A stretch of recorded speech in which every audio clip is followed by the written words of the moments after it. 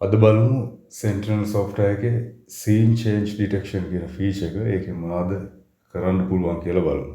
ඒකෙන් පුළුවන් කැමරා එක focus වෙලා තියෙන තැන මොකක් හරි වෙනසක් වුණොත්, ඒ කියන්නේ එතන තියෙන භාණ්ඩයක් නැති වුණොත්, හරි අලුත් දෙයක් එකතු වුණොත්, එතන මොකක් හරි වෙනසක් වුණොත් ඒක detect කරනවා. මෙතන තියෙන පේන ඇති scene change detection ඒක enable කරගන්න ඕන.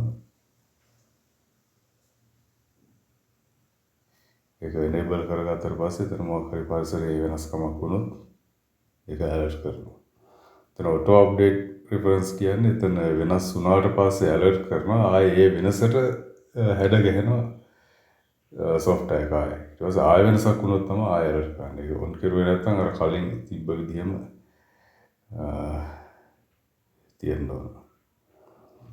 එතන පේන ඇති reference ready කියලා ආවා.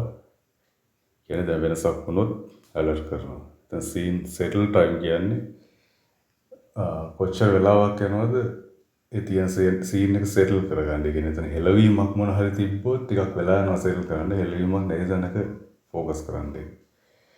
confirm time කියන්නේ කොච්චර වෙලාවක් යනවද confirm කරගන්න වෙනස් වුණා කියලා. ඊට පස්සේ sensitivity එක alert cool down කියන්නේ කොච්චර වෙලාවකින් පස්සේද alert කරන්න ඕනේ. තප්පර 5න් 5ට 10න් 10ට.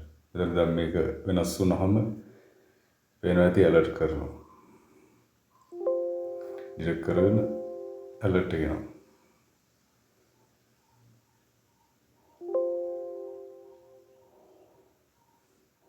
ඒක තමයි scene change detection එක වෙන්නේ.